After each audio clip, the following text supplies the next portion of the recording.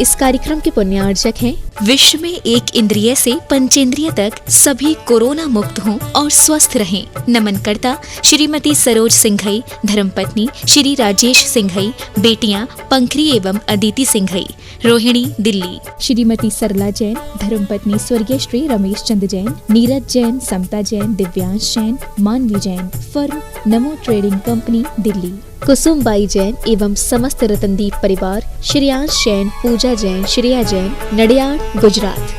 Shri Mukesh Kumar, Manorama Devi Jain, Shri Subhash Chand, Sangeeta Jain, Shri Anil Kumar CA, Neeru Jain, Shri Naresh Kumar, Shweta Jain, Shri Sudeep Kumar, Manali Jain, Shri Sarvesh प्रिया जैन, पुत्री सोनम, खुशी, पार्थ, कृष, धीरांश, धारांश, दिया जैन, चड़ौसिया परिवार, मछरिया वाले, Vadodara, Rajasthan Scrap Traders, Ankalikar Steel Industries, Sudeep Alloys, Vadodara, Sarvesh Steels, Khyati Industries.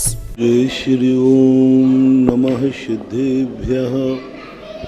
जय श्री ओम नमः सिद्धेभ्यः। जय श्री ओम नमः सिद्धेभ्यः। सर्वमंगल मांगल्यं सर्वकल्याणकारकं प्रधानं सर्वधर्माणां जैनं जयतु शासनं। जैनं जयतु शासनं। पंच परमेष्टि भगवान की जय हो। आचार्य श्री गुरुवर कुंद कुंद महाराज के जय हो। आचार्य श्री गुरुवर विद्यासागर महाराज के जय हो। परम उपकारी निर्यापक शमन मुनिपुंगव श्री सुधासागर जी महाराज की जय। आचार्य संघ की जय।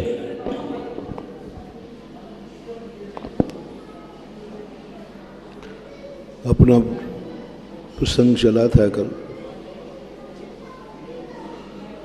कि दुनिया में जब व्यक्ति अपने एकत्व भावना को अपने आप में उस स्वयंभू शक्ति को जागृत नहीं कर पाता तो वह जितना अकेला होता जाता है अपने आप को असहाय और अनाथ मानने लग जाता है। आवाज नहीं। ओम शांति। देखो अभी भी आवाज कर रहे बच्चे।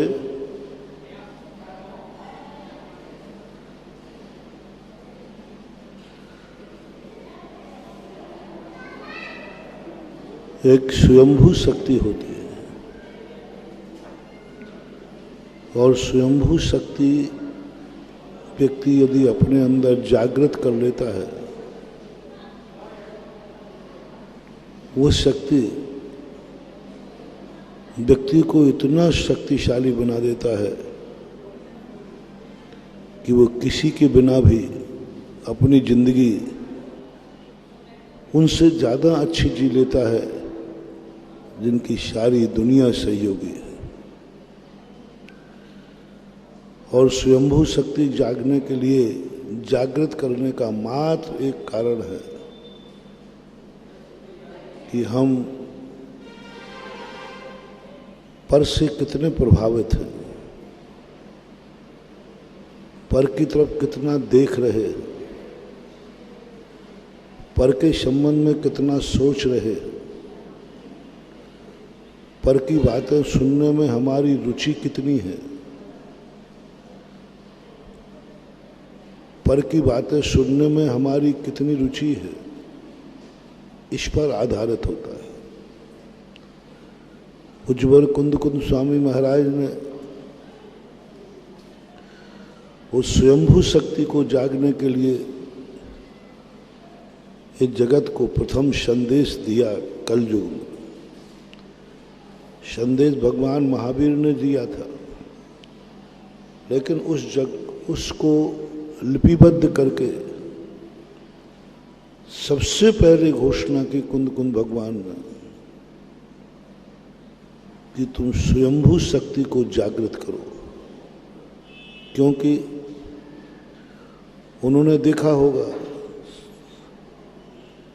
कि जितना व्यक्ति पर के आलम्बन में जा रहा है उतना दुखी होता जा रहा है। पर के सहारे का सुख लेना यानी मृग मरीचिका के समान अपने जीवन को दुखी करना उन्होंने महसूस किया होगा। तो उन्होंने एक ऐसी विधा दी अध्यात्म कि तुम स्वयंभू शक्ति को जागृत करो, और स्वयंभू शक्ति के जागृत करने का तरीका उन्होंने दिया। तुम अपने से भिन्न पद पदार्थों को विचार करने का भी समय मत दो, चिंतन भी मत करो, अपदीपो भव। स्वयं के दीपक से स्वयं को देखो, दुनिया को नहीं। अपने ज्ञान से स्वयं को देखो, पर को नहीं। और वह स्वयंभू शक्ति को जागृत करने की शंखनाद आगाज इसके पहले किसी ने नहीं किया। षटखंडागम में जब लिपिबद्ध हुआ उस समय यह तो बताया गया कि पर के चंगुल में फंस जाने से कितना व्यक्ति दुखी होता है। नर नारकादि पर्यायों को बताया उन्होंने, जो व्यक्ति पर का आलम्बन लेते, लेकिन ये नहीं बताया कि पर का आलम्बन नहीं लूं तो फिर मैं किसका आलम्बन लूं। स्वयंभू शक्ति को जागृत नहीं किया। षटखंडागम पढ़ने के बाद व्यक्ति को भय लगता है, डरता है, डिप्रेशन में चला जाता है। क्योंकि जब कर्मों की विचित्र दशा पढ़ते हैं और कर्मों के बंध की प्रक्रिया करते हैं तो अज्ञानी भयभीत होता है, ज्ञानी संवेग को प्राप्त हो जाता है। और ऐसा संवेग जागता है उसको, वो कभी कभी किम कर्तव्य विमूढ़ हो जाता है। जब कर्मों की चपेट में ज्ञानी व्यक्ति पड़ता है, छटपटाता है। आप लोगों ने देखा होगा जब आपके पीछे कर्म पड़ जाता है, आप पूरा पुरुषार्थ करते,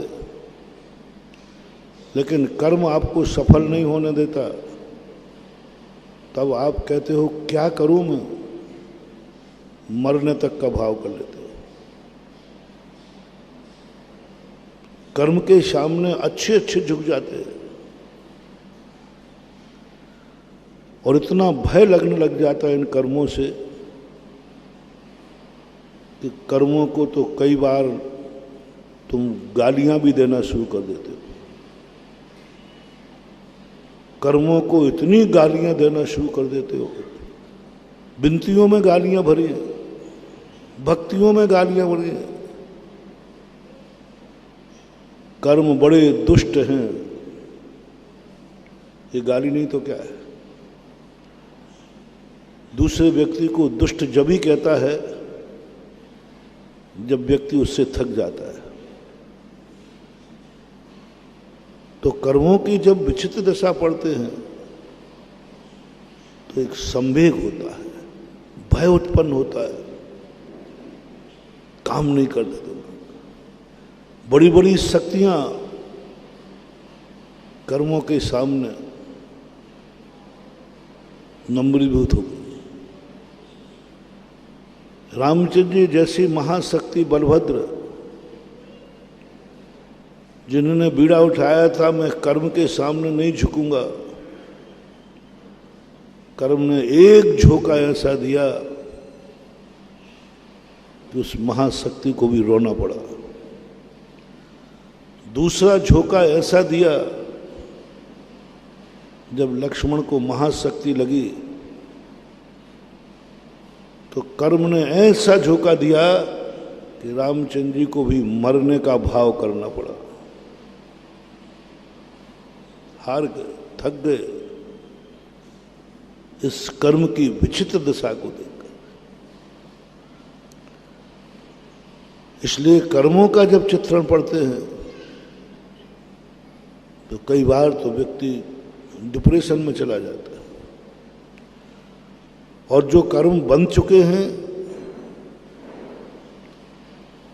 जब उदय में आते हैं और जब साधु लोग कहते हैं, जब तुम लोग कहते हो महाराज जी हम बहुत परेशान हैं,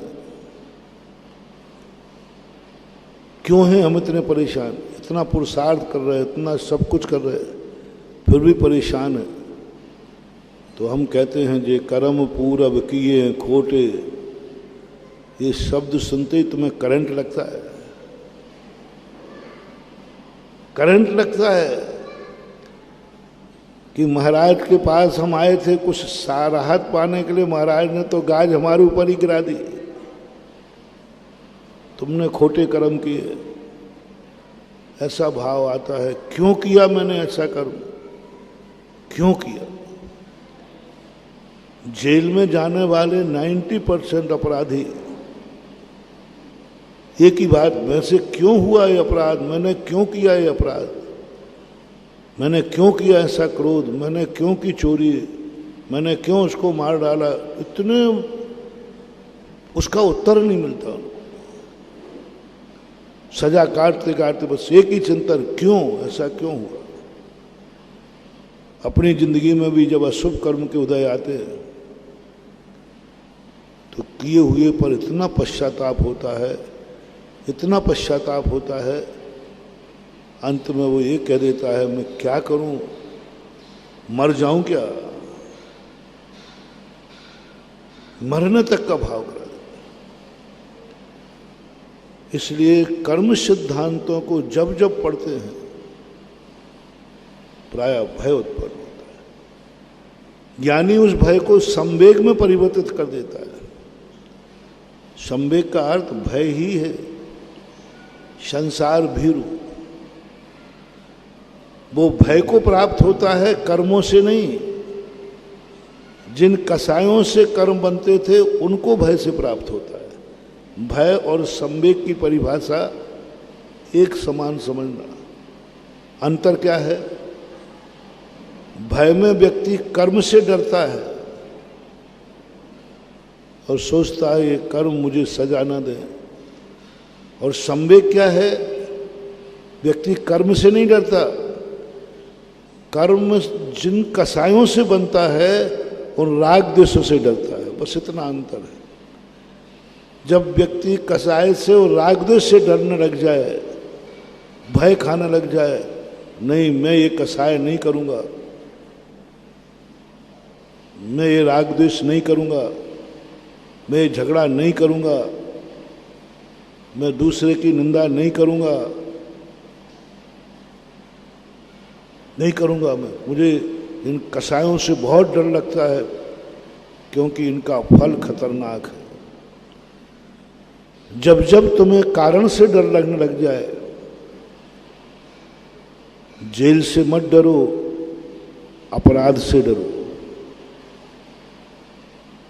अज्ञानी व्यक्ति जेल से डरता है।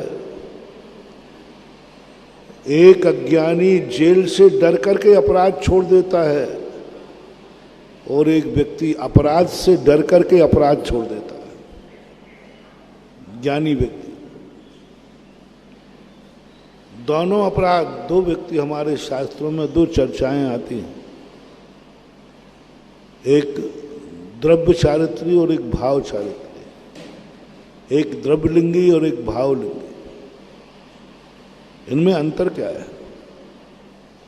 इनका अंतर है, एक व्यक्ति अपराध तो करना चाह रहा है लेकिन जेल से डरता है।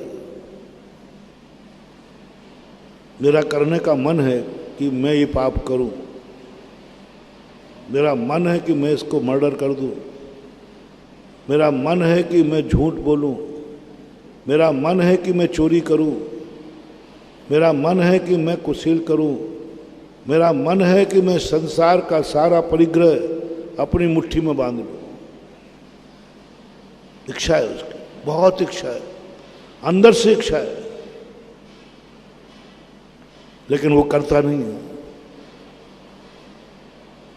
तो करो ना, तुम्हारे पाप करने का भाव है तो नहीं, जेल से डर लग रहा है,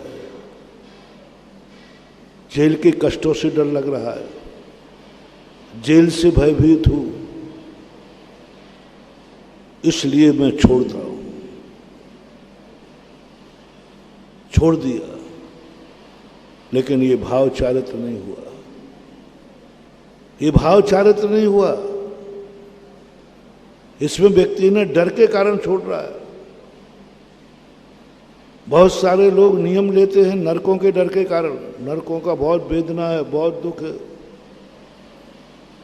जब कर्मों से, जेल से डर करके अपराध छोड़ता है, वह व्यक्ति अपराध छोड़ नहीं रहा है, वो अपराध कर रहा है, देखने में नहीं आ रहा। मन में तो भाव है, लेकिन डर रहा है, नहीं करूंगा, जेल जाऊंगा। ऐसे ही द्रव्यलिंगी जो धर्मात्मा होते हैं, वे पाप छोड़ देते, नहीं पाप नहीं करूंगा। क्यों नहीं करोगे? नरकों से डर लग रहा है। अभक्ष नहीं खाना, नहीं खाऊंगा, क्यों? दुर्गति होगी मेरी, मुझे सूकर आदि कुत्ते पर्याय में जन्म लेना पड़ेगा, अभक्ष खाऊंगा तो, इसलिए मैंने छोड़ दिया। बच्चे को रात में भूख लग रही थी, रो रहा था, खाने का भाव था, मान नहीं रहा था, बहुत जोर से धीरे से कह दिया उससे, देख ले रात में खाएगा तो सींग निकल आएंगे, तेरे 2 सींग निकल आएंगे। वो चुप हो गया। अब वो रोटी नहीं मांग रहा है। किस कारण से? 2 सींग निकल आएंगे। अंदर से भाव है कि नहीं? बस सींगों के डर के कारण। ऐसे ही दुनिया में बहुत सारे पाप के त्यागी हैं, अशुभ का त्याग किए बैठे हैं, दुर्गति के डर के कारण, दुखों के कारण। वो कहता नहीं, मैं नहीं करूंगा। लेकिन जो सम्यक दृष्टि होता है, वो कहता मुझे जेल से डर नहीं लग रहा है, मैं अपराध से डर रहा हूं। मुझे नरक जाने का डर नहीं है, मैं हिंसा से डर रहा हूं। जब मैं हिंसा करूंगा तो मेरी स्वयंभू शक्ति नष्ट हो जाएगी, मेरी स्वयंभू शक्ति नष्ट हो जाएगी। हिंसा से डरेगा, झूठ से डरेगा, चोरी से डरेगा, कुशील से डरेगा, परिग्रह से डरेगा। जैसे इन 5 पापों से डरेगा, अंतर समझना, वो जेल से डर रहा है, सजा से डर रहा है, और ज्ञानी पाप से डर रहा है, अपराध से डर रहा है, कसायों से डर रहा है। नहीं, मैं कसाय नहीं करूंगा। और एक व्यक्ति कसाय करना चाह रहा है, लेकिन उससे कौन पंगा मोल लेवे, कौन झगड़ा करे? यदि उससे झगड़ा करेंगे तो वो मुझे मिटा देगा, इसलिए गुस्सा नहीं करता, गुस्सा नहीं करता। 90% लोग धर्मात्मा ऐसे ही है। 90% लोग अपने आप में शांत बैठे हैं। एक बहुत क्रोधी व्यक्ति था, बहुत क्रोध था, उसके क्रोध से सारी दुनिया डरती थी। एक दिन वो रास्ते से निकल रहा था, ऊपर से एक ईंट गिरी नीचे उसके सामने, वो तो क्रोध में आ गया, किसकी हिम्मत है जो मेरे सामने ईंट गिराई, किसकी हिम्मत है, इतनी सावधानी रख, इस घर वालों का मैं सबका सिर फोड़ दूंगा जो आज घर में मिलेंगे। उसने ईंट उठाई और गालियां देता हुआ उस घर में घुस गया। कौन है छत पे जो मिलेगा मैं उसका सिर फोड़ूंगा, कुचल दूंगा, उसको भी ऊपर से नीचे गिराऊंगा। इसकी इतनी हिम्मत, ईंट गिरा दी, मैं उसको भी नीचे गिराऊंगा। और गाली बकता हुआ गया, बहुत क्रोध में था। ऊपर जाके देखा तो छत पे दारा सिंह दंड बिठक लगा रहे थे।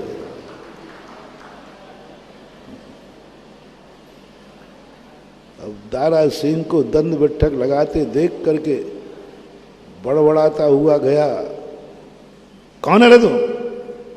उसकी हवा कहते, अरे बोले उस्ताद साहब आप दंड बिठक लगा रहे ना, आपकी नीचे गिर गई थी तो मैं आपको देने आया हूं कि आपके कारण, आपको देने आया हूं साहब, आपकी नीचे गिर गई थी, आप इसको लगा के दंड बिठक लगा रहे थे। क्रोध कहां गया? कमजोर होता तो क्या होना था, और बलजोर मिल गया तो क्या हो गया? एक क्षण में क्रोध। शराबियों को देखना आप, इनको जितनी चढ़ती नहीं उतना नाटक करते हैं। इनको कम चढ़ी है इसका प्रमाण है, पुलिस वाले को देख के अच्छे अच्छे शराबी सीधे हो जाए। अब वो क्रोध जो क्षमा में बदला, वात्सल्य में बदला नहीं है, दब गया। बदला नहीं, दब गया। कमजोर होता तो उबल पड़ता। सब लोग अपने अपने आप को देखो, कहीं ऐसे ही तो क्रोध दबाए नहीं बैठे हो आप। छुपके छुपके रोने वालों, छुपा के रखना अंदर के छाले। सब लोग परीक्षण करें, तुम्हारे अंदर जो क्रोध आता है वो क्रोध को दबा के क्यों बैठे हो? क्या कारण? मात्र भय। अभी क्रोध करूंगा, सामने वाला भारी है, गुस्सा तो तुम्हें आ रहा है, लेकिन सामने वाले को भारी देख करके तुम यहां तक गुस्सा ला रहे हो, मुस्कुरा रहे हो, हंस रहे हो, सब कर रहे हो, लेकिन क्रोध का त्याग नहीं। क्रोध आ रहा है, अभी करूं कैसे, घर में अशांति हो जाएगी, अशांति हो जाएगी। तुम उस अशांति से डर रहे हो। क्रोध शांत नहीं हुआ तुम्हारा, क्रोध दब गया। वो कहीं ना कहीं उबलेगा, कहीं ना कहीं निकलेगा और तुम्हारा खुद का विनाश करेगा। ज्ञानी व्यक्ति कहता है कि नहीं, क्रोध को डरो, क्रोध के फल से नहीं, क्रोध से डरो। मैं क्रोध करूंगा तो चाहे कमजोर हो चाहे बलजोर हो, नाश तो मेरा खुद होगा। मैं अपनी स्वयंभू शक्ति खो बैठूंगा। 6 महीने में व्यक्ति जितनी एनर्जी संग्रहित करता है वो एक क्षण के क्रोध में जल के भस्म कर देता है।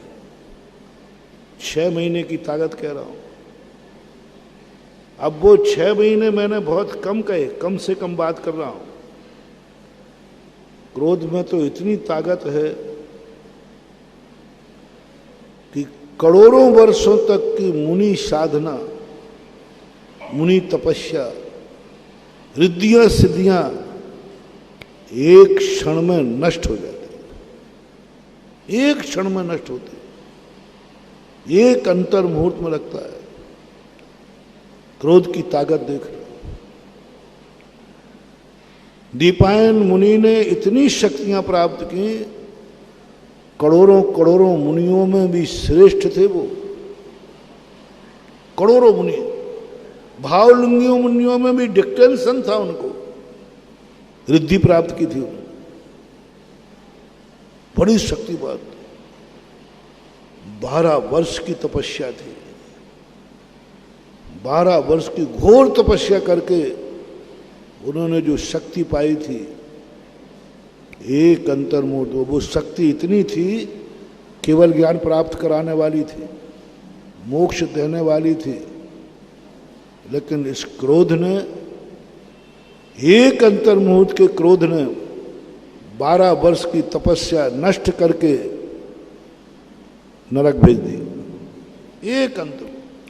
एक अंतर्मुहूर्त पहले वो भावलिंगी संत थे, जगत पूज्य थे, करोड़ों मुनियों में भी श्रेष्ठ थे, और एक क्रोध की ज्वाला ने ऐसा किया, पूरी शक्ति नष्ट हो गई, तपस्या नष्ट हो गई, रिद्धि नष्ट हो गई, और जाकर के तुरंत नरक में चले गए मर करके। तपस्या 12 साल की नष्ट कितने में हो गई? आप लोगों से मैं कह रहा हूं, आप जब क्रोध आवे, आज की बात ध्यान रख लेना, 6 महीने में तुम कितनी शक्ति अर्जित करते हो। यहां तो 24 घंटे अर्जित की थी दीपायन ने, 24 घंटे मिलाई थी शक्ति। तुम्हारी तो कितनी शक्ति है, कितनी माला फेरते हो, कितनी पूजा करते हो, कितना भक्तांबर पढ़ते हो, कितना प्रवचन सुनते हो, कितना है नगन। तुम्हारा तो कमाई तो है ही नहीं तुम्हारे पास। गृहस्थ की हालत बड़ी विचित्र है, वो तो पुराना बैलेंस है तो तुम्हारी गाड़ी चल रही है, नई कमाई तो तुम्हारा भगवान ही मालिक है। नई कमाई तो वृत्ति बनने के बाद होती है। प्रतिमाधारी बने बिना नई कमाई नहीं हो सकती। अविरत सम्यक दृष्टि के गज स्नानवत कमाई कही, निर्जरा कही है, गज स्नान।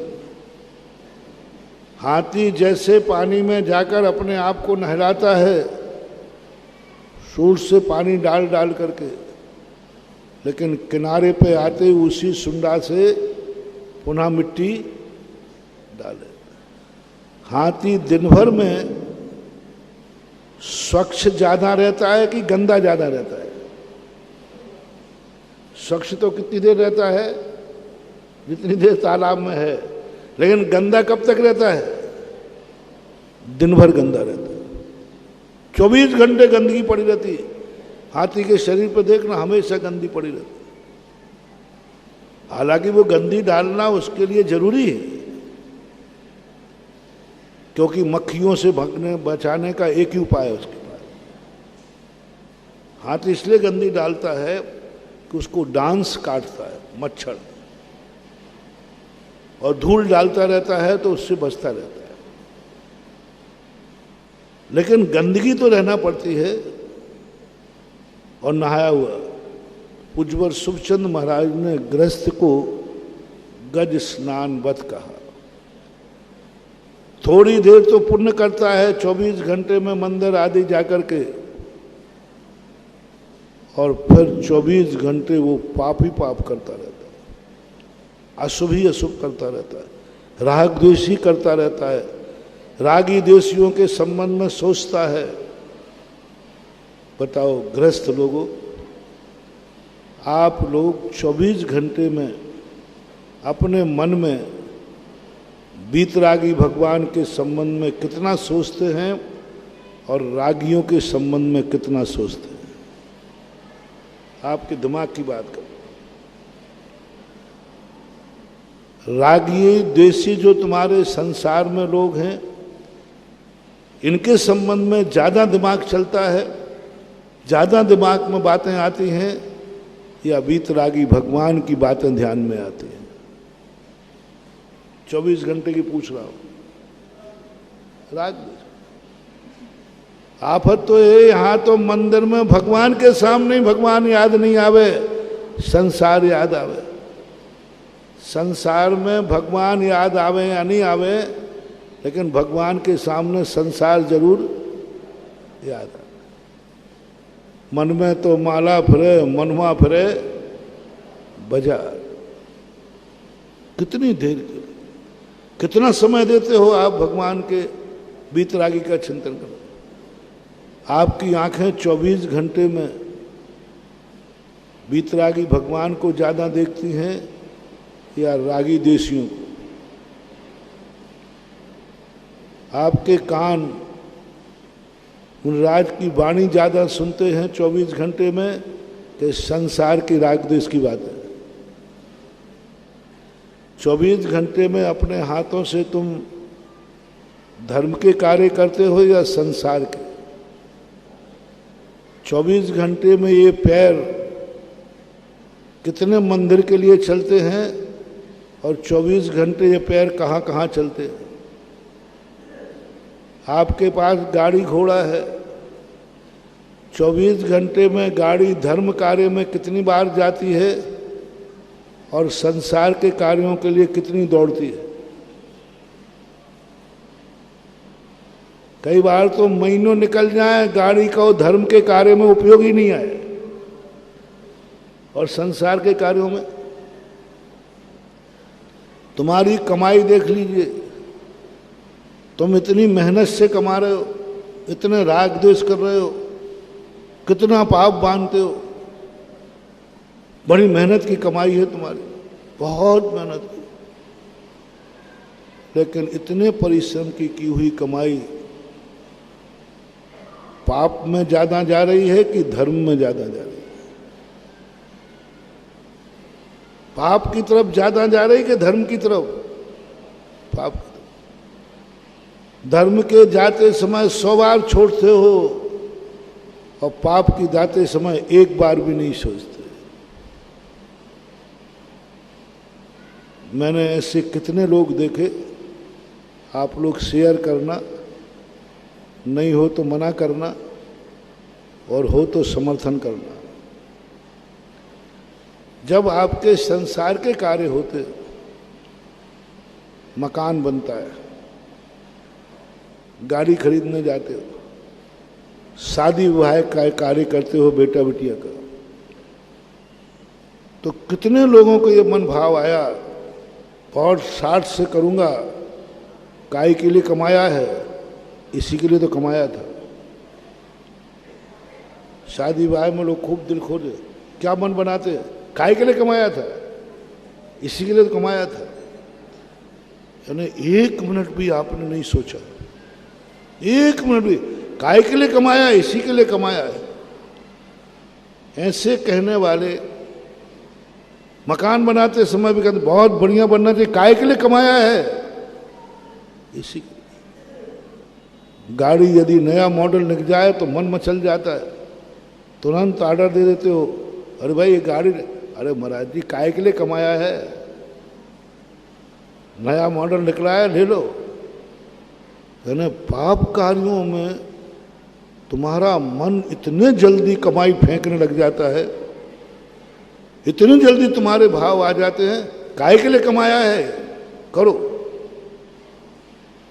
फेंको ये कमाई की धन को, काय के लिए कमाया है। कितने लोग संसार के कार्य मजबूरी में करते हैं, करना पड़ता है, मकान बनाना पड़ता है, शादी विवाह करना पड़ते हैं, गाड़ी खरीदना पड़ती है, मजबूरी है।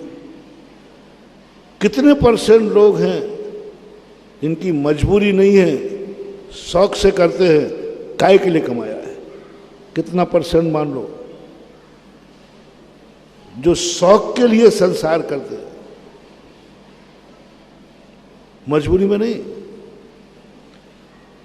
वो खर्च शादी में करना जरूरी नहीं था, जो जरूरी है मैं उस पर हस्तक्षेप कभी नहीं करता। जितना आपको जरूरी है उस तो जरूरी तो खर्च होना ही चाहिए, लेकिन जरूरत के बिना जो खर्च करते हो उसके लिए कितना सोचते हो? कुछ नहीं सोचते। काहे के लिए कमाया है, करो। सबको खुली छूट होती है उस समय। बच्चों को होते जो कपड़े खरीदना है खरीदो, जो करना है करो। सारे परिवारों को पता नहीं आप लोग किमिक वरदान देते हो उस समय। किमिक वरदान है, जिसको जो मांगे तुरंत। और दूल्हा दुल्हन के लिए तो फिर उस दिन तो पता नहीं क्या क्या होता है। वो तो जो वाह किमिक वरदान देते हैं। जो मकान तुम्हें जरूरी है उस पर मैं हस्तक्षेप नहीं करूंगा, लेकिन डेकोरेशन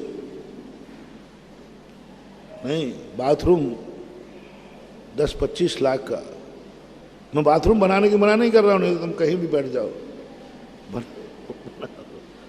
जो जरूरी है वो बनाओ। लेकिन शौक मकान ऐसा बनना चाहिए, काहे के लिए कमाया। चलो मैं इसके लिए भी तुम्हारा समर्थन करता हूं। इनमें कितने % लोग मान लो जो संसार के कार्य करते समय ये भाव करते हैं, इसी के दिन के लिए तो कमाया था। खर्च करते समय 10%, 20%, 25%, 50%। 50% को डाल लो, मजबूरी में उतना ही करते हैं जितना जरूरी है। 50% लोग ये भाव करते हैं हर पाप कार्य में, हर संसार के कार्यक्रम में। जरूरी नहीं कह रहा हूं मैं, एक्स्ट्रा कपड़े करने के लिए नहीं, कपड़ा एकदम अच्छा होना चाहिए। काहे के लिए कमाया है? संसार के कार्य खर्च करने में आपको ये बात मैं 50 लोगों के मुख से सुनता हूं। यदि मैं तुमसे कहूं कि भाई थोड़ा कम खर्च करो, महाराज जी आप भी क्या बात करते हो, है पैसा, छोकरे को थोड़ा ज्यादा मत दो। अरे महाराज जी अमीर बाप का बेटा है, करने दो उसको, खर्च कितना करना है, कोई बात नहीं, अमीर। अब मुझे थोड़ा सा मेरा पक्ष ले रहा हूं। कितने लोग हैं जो धर्म में यदि कोई विधान करने का मन आवे, पंचकल्याण का मन आवे, कितने जल्दी अपने मन को मना लेंगे। काहे के लिए कमाया था? इसी के लिए तो कमाया था। काहे के लिए कमाया था? इसी दिन के लिए कमाया था। सारे परिवार को छूट है, जिसको जो बोली लेना हो, जो दान देना हो दो। काहे के लिए कमाया? इसी के लिए कमाया। अमीर से बोल रहा हूं, गरीब से नहीं कह रहा हूं, अमीर से कह रहा हूं, जिसके पास सही में है, जिसने अपने बच्चों से कहा था कि जाओ परिवार वालों जो खर्च करना है करो, इसी के लिए कमाया था। घूमने जा रहा है बच्चा, जाओ जो खर्च करना है करो, कोई पाबंदी नहीं, घूमने काहे के लिए कमाया है। मैं उनसे कह रहा हूं, ऐसा कितने % लोगों ने अपने परिवार से कहा है। देखो अपने यहां विधान हो रहा है, पंचकल्याण हो रहा है, तुम तीर्थ यात्रा पर जा रहे हो, घूमने वाले से कहा था जो खर्च करना है, कितना चाहिए तुझे, कितना पैसा चाहिए तुझे, ले जा। बच्चा बच्ची कहाँ जा रहे हैं, बेटा बहू कहाँ जा रहे हैं, आप बोलते जाओ जल्दी घूमने के लिए। ऐसे कितने बाप हैं जिन्होंने बेटे को ये नहीं कहा होगा बेटा इतना ही खर्च करना, अपना बजट इतना ही है। 10% जैनियों में ऐसे लोग हैं जो कभी अपने बेटे बहू को सीमा नहीं बांधते, अपने बेटे के लिए सीमा नहीं बांधते, उससे ये कह देते हैं जितना चाहिए उतना ले जाओ। मैं इतना ही पूछना चाहता हूं, कितने % लोग मान लें जो तीर्थ यात्रा पर जाते समय अपने बेटे बहू से कहें जितना चाहिए उतना ले जाओ। इसी के दिन के लिए कमाया था कि जब अपन तीर्थ यात्रा जाएंगे कि मिक्षक दान देंगे। कितने परसेंट कहते हैं? 1-8% भी मिलना मुश्किल है। कितने परसेंट के मन में भाव आता है? काय के लिए कमाया है? पुण्य से आया है। कितना मंदिर बनाते समय कितने घर में चर्चा करते हैं, अपने यहाँ मंदिर बन रहा है। काय के लिए कमाया था? इसी के लिए तो कमाया था। इसी के लिए कमाया था कि मंदिर बनेगा। है, कह दो कमेटी से, कोई सीमा नहीं है, कोई सीमा नहीं। जिनके पास है उनके पास कह रहा हूं, जिनके पास है, जिन्होंने ये कहा था मकान बनाते समय कोई सीमा नहीं है, मकान बनाओ, कोई सीमा नहीं। एक रेवासा में थे छावड़ा जी, वे संसार के कार्यों में सदा कंजूस थे, सीमा बनाते थे। एक शिल्पी से मंदिर बनाने की बात कही तो बुलवाया। उस समय वो घी का व्यापार था उनका, तो घी में मक्खी गिर गई थी, तो वो झारे से मक्खी को निकालकर उसका घी निकाल रहे थे। कौन सा घी? जो मक्खी के पंखों यूं कर रहे थे, यूं कि वो घी। शिल्पी ने आके देखा, ये मक्खी चूस क्या मंदिर बनाएगा? यूं कर रहे थे और मक्खी घी निकालते। शिल्पी ने कहा, यहां तो मजदूरी भी मिलने वाली नहीं है, क्या देगा एक कंजूस सेठ? सेठ जी, आप मंदिर नहीं बना पाओगे। बोले क्यों? बोले सेठ जी नहीं बना पाओगे, मंदिर बहुत महंगा बनेगा, उसकी शुरुआत ही बहुत महंगी है, मेरे से काम कराओगे? तो सेठ जी कहते, क्यों चिंता कर रहा है, मैं कोई गरीब हूं क्या? बोले साहब गरीब तो नहीं हो, गरीब तो नहीं हो, तो फिर क्यों चिंता करता है? अब वो सेठ से बोल नहीं पाया डर के कारण कि तुम अभी मक्खी चूस हो, मक्खी के 2 बूंद तो घी निकाल रहे हो और तुम इतना बड़ा काम करो। तो उन्होंने कहा, सेठ जी आप पहले सुन लीजिए, मेरे द्वारा मंदिर बनेगा, जितने पिलर होंगे उन पिलर की नींव में उतने पीपा घी डालना पड़ेगा पहले, तो मेरे से नक्शा बनवाओ और मैं बनाऊं, नहीं तो मैं नहीं बनाऊंगा। क्योंकि वो शिल्पी जानता था कि मक्खी चूस क्या घी के पीपा डालेगा। सेठ जी इतने खुश हुए, बोले शिल्पी आज मुझे गर्व है कि मैं घी का धंधा इसी के दिन के लिए कर रहा था। मैं यही सोच रहा था कि ये घी का धंधा मैं क्यों करता हूं, चिक्कट होता गिर दिए, जो मक्खी गिर दिए। आज पता चला कि मैं घी का धंधा क्यों कर रहा था। घी के धंधे में गंदगी बहुत होती है, दुकान गंदी, जहां चिप चिप चिप चिप हो जाता है, मक्खियां अलग गिरें, मक्खियों को निकालते फिरो। तो कई बार मन होता था कि घी का धंधा छोड़ दो, लेकिन नहीं छोड़ पा रहा था। हो शिल्पी, आज मेरी आंखें खुल गई कि मैं क्यों नहीं घी का धंधा छोड़ रहा था, क्योंकि एक दिन मंदिर के पिलरों में घी के पीपा डालना पड़ेंगे, इसलिए मेरा धंधा हो। एक एक नहीं, 2-2 लगाओ। काय के लिए कमाया है, किस लिए धंधा किया था? सेठ इतना खुश हुआ, आज घी का उपयोग होगा, आज घी मंदिर के नींव में लगेगा। सेठ जी ये ऊपर की बातें नहीं है, सही में लगेगा, सही में। शिल्पी को कहता है विश्वास नहीं होता, ये तो शायद कहीं मामला गड़बड़ नहीं कर दे, पीपा के स्थान में कहो कुछ बना देवे, बोले यही पीपा है।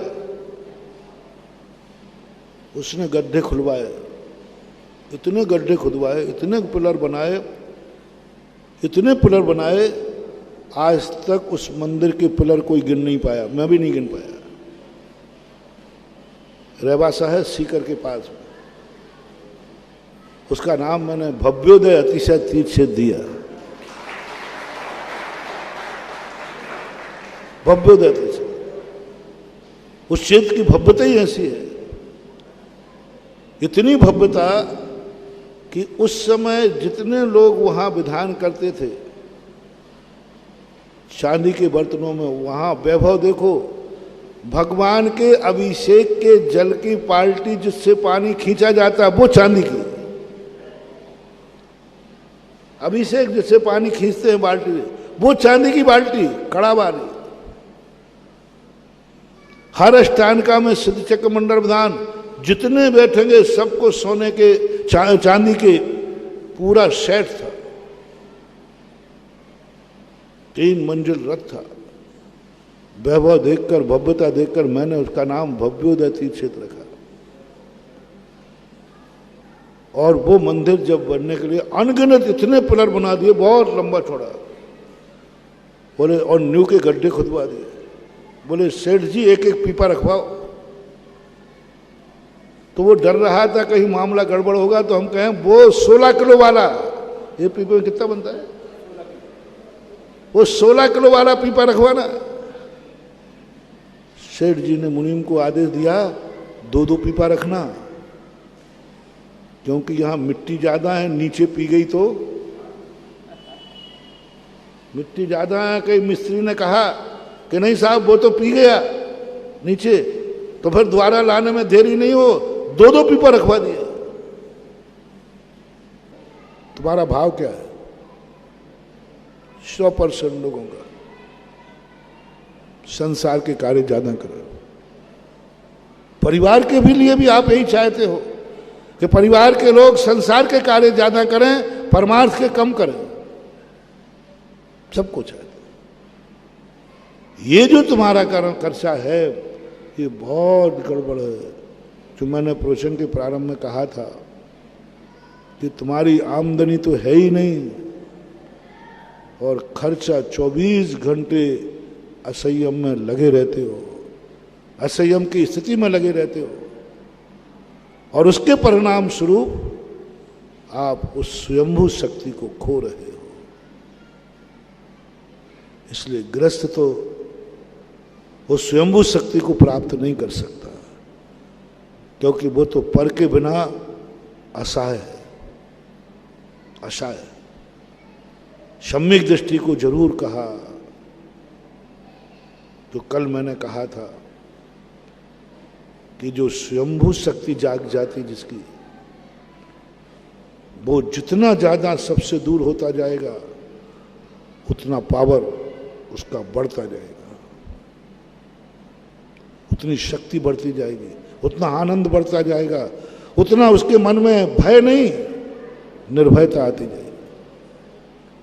और मैंने उदाहरण दिया था कल, आपके सब लोग छूट जाए तो आप अपने आप को अनाथ मानोगे, और साधु सबको छोड़ देता है तो जगन्नाथ बन जाता है। छूट जाए तो अनाथ और छोड़ दो तो जगन्नाथ बन जाता है। दोनों में कोई अंतर नहीं। उसका सब कुछ छूट गया, इसने सबको छोड़ दिया, इसने सब कुछ छोड़ दिया, जगन्नाथ बन जाता है। और अपने आप में ऐसा अनुभूति होती है कि मेरे से ज्यादा ताकतवान कौन, मैं बिना सहारे के जी रहा हूं। मेरे से ताकतवान कौन, तुम पर का आलम्बन लिए बिना जी रहा हूं। मेरे से ताकतवान कौन, जो मेरे पास कुछ भी नहीं है फिर भी मैं सुरक्षित जी रहा हूं। ब्लू जैकेट नहीं, बॉडीगार्ड नहीं, कुछ नहीं, फिर भी सुरक्षित हूं। इस संसार में असुरक्षित तुम ज्यादा हो या हम? जल्दी बोलो। तुम्हारी आफत है और तुम्हारे पास सब कुछ सुरक्षित है, परिवार है, सब कुछ है तो भी असुरक्षित हो, और मेरे पास कुछ भी नहीं है तब भी मैं सुरक्षित हूं। कितने साधुओं असुरक्षित होकर के, कितने साधुओं के मर्डर हुए और कितने ग्रस्तों के मर्डर हुए? जल्दी बोलो। है? साधु कितने मारे गए? बहुत कम हुए हैं चौथे काल आदि, लेकिन ग्रस्त आए दिन अदालतें भरी पड़ी है। महसूस करना चाहिए कि मैं असुरक्षित नहीं हूं, मैं सुरक्षित हो गया हूं, क्योंकि मैं किसी का सहारा नहीं ले रहा हूं। तो कुंदकुंद भगवान की वो बात कह रहा था प्रारंभ में। कुंदकुंद ने एक स्वयंभू शक्ति जागृत करने का आगाज किया, सबसे पहले आगाज किया। सटखंडागम की बात मैंने कही थी, उन्होंने संवेग पैदा किया, भय पैदा किया। देख लो, ये कर्मों की दशा है। डर गया व्यक्ति ने, डर के कर्म छोड़ दिए। कर्म सिद्धांत पढ़ने के बाद व्यक्ति पाप से डर जाता है, क्योंकि उसमें ऐसा लिखा, डर जाता है तू बड़ों को देखकर नमस्कार नहीं करेगा तो नीच गोत्र में जाएगा। हो नमस्कार साहब नमस्कार, किसके डर के कर लिया? नीच गोत्र। पर की निंदा मत करना नहीं तो नीच गोत्र में जाएगा। तो जी साहब नहीं बोलूंगा, नीच गोत्र में कौन जावे? पूरे कर्म सिद्धांत में ऐसा डरा दिया, ऐसा भय खिला दिया कि व्यक्ति ने पाप छोड़ दिया। कुंदकुंद स्वामी ने डर नहीं दिखाया। कुंदकुंद स्वामी ने आगाज किया, ये डर के कारण, भय के कारण से सारा संसार छोड़ देंगे, ये धर्मात्मा कभी नहीं बन पाएंगे। ये भय के कारण क्षमा करेंगे, क्योंकि वे दारा सिंह से डरे हैं कि क्रोध से डरा था। वो व्यक्ति जो गुस्सा लेके ईंट लेके गया था, वो दारा सिंह के डर गया था कि क्रोध से? अज्ञानी। ज्ञानी व्यक्ति क्रोध से डरता है, मुझे क्रोध नहीं करना। जो बात मैं कह रहा था बीच में कही थी कि एक क्षण का क्रोध, यहीं से शुरू हुए थे अपन साइड में, कि तुम 6 महीने में जितना पुण्य नहीं कर पाओगे, एनर्जी संग्रह, तुम्हारी संग्रह तो बहुत कम है, वो 6 महीने का पुण्य एनर्जी एक क्षण मात्र के क्रोध में भस्म हो जाती है। एक क्षण मात्र में क्रोध में भस्म हो जाती है। इसलिए ज्ञानी कहता है, मैं क्रोध से डर रहा हूं, जेल से नहीं, क्रोध से डर रहा हूं, क्योंकि मैंने क्रोध किया नहीं, मेरी शक्ति खत्म हो जाएगी।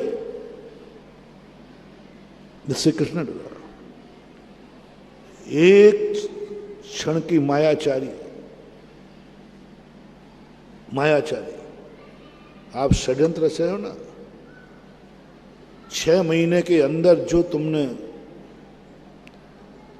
ऋजुता पाई है, धर्म को समझा है, एक क्षण में किसी के साथ मायाचारी करना, सब खत्म। 6 महीने में तुमने पुण्य कमाया है, कुछ पुण्य आया है तुम्हारे पास कि तुम जिसको छुओगे वो सोना हो जाएगा, तुम जिस धंधे में हाथ डालोगे मुनाफा होगा, जिस धंधे में हाथ डालो। ऐसी शक्ति तुमने 6 महीने में कमा ली, क्योंकि तुमने दान देने का भाव किया, पूजा करने का भाव किया 6 महीने तक निरंतर। और एक दिन मात्र आपने किसी की चोरी करने का भाव कर लिया, 6 महीने जो लाभ पाने का तुमने शक्ति पाई थी, वो एक दिन की एक वस्तु पे चोरी करने के भाव से वो शक्ति तुम्हारी समाप्त हो जाएगी, भस्म हो जाएगी। ये जो भगवान महावीर जी के पंचशील हैं, ये मात्र परमार्थ के लिए नहीं है, चोरी का त्याग करने से मात्र परमार्थ की सिद्धि नहीं होना। चोरी करने वाले ने कितना 6 महीने में तुमने इतना पुण्य कमा लिया था कि अब धंधा करोगे तो तुम सफल होगे, लेकिन एक दिन तुम्हें किसी की चोरी का भाव आ गया, भाव मात्र आया और उठा लिया, 6 महीने की साधना खत्म। इसलिए आचार्यों ने कहा कि तुम कितनी भी परिस्थिति में चले जाना, चोरी करने का भाव मत करना, नहीं तो वो शक्ति खत्म हो जाएगी। सभी पापों में ऐसे ही लगा लेना। जो शक्ति थी पाप में ऐसी खर्च होती है जैसे भबक जाता है। उनको स्वामी ने बचाने का प्रयास किया, स्वयंभू शक्ति जगाओ। और उन्होंने एक गाथा की, अहमिको खलु शुद्धो दंसन नान मयो सदा रूबी नबी अथ मज्ज किंचबी अन्नम परमाणु मिथम पे। अहमिक को स्वयंभू शक्ति का सूत्र है कि मैं अहमिक को खलु शुद्धो, मैं हूं। नहीं आप बैठा, ओ भाई मैं स्वयंभू हूं और अहमिक को खलु शुद्धो, मैं अपने आप में एक ऐसी शक्ति को अर्जित करता हूं और ऐसी शक्ति का अर्जन करने वाला व्यक्ति और ऐसी शक्ति को जो अर्जन कर लेता है वह व्यक्ति अपने आप की उस शक्ति को पा जाता है जिस शक्ति के माध्यम से व्यक्ति बैठते समय ये सारी व्यवस्थाएं बनानी चाहिए। जब बैठते हैं ना आप लोग तो आगे पीछे 3-3 फुट छोड़ करके बैठे। देश की यही व्यवस्था है। दुर्घटना करने के बाद चेतते हो, पहले से ही सब लोग दूर बैठ जाए, अपने आप दूरी करके बैठना चाहिए पहले का। समय आपका हो गया, तुम्हें खिसकाना शुरू हुआ, हमारा विषय गायब हो गया। अब मैं क्या बोलूं? महावीर भगवान की। इस कार्यक्रम के पुण्यार्चक थे विश्व में एक इंद्रिय से पंचेंद्रिय तक सभी कोरोना मुक्त हों और स्वस्थ रहें। नमन करता श्रीमती सरोज सिंघई, धर्मपत्नी श्री राजेश सिंघई, बेटियां पंखरी एवं अदिति सिंघई, रोहिणी, दिल्ली। श्रीमती सरला जैन, धर्मपत्नी स्वर्गीय श्री रमेश चंद जैन, नीरज जैन, समता जैन, दिव्यांश जैन, मानवी जैन, फर्म नमो ट्रेडिंग कंपनी, दिल्ली। कुसुमबाई जैन एवं समस्त रतनदीप परिवार, श्रेयांश जैन, पूजा जैन, श्रेया जैन, नडियाड, गुजरात। श्री मुकेश कुमार, मनोरमा देवी जैन, श्री सुभाष चंद, संगीता जैन, श्री अनिल कुमार सीए, नीरू जैन, श्री नरेश कुमार, श्वेता जैन, श्री सुदीप कुमार, मनाली जैन, श्री सर्वेश प्रिया जैन, पुत्री सोनम, खुशी, पार्थ, कृष, धीरांश, धारांश, दिया जैन, चड़ौसिया परिवार, मछरिया वाले, Vadodara, Rajasthan Scrap Traders, Ankalikar Steel Industries, Sudeep Alloys, Vadodara, Sarvesh Steels, Khyati industries.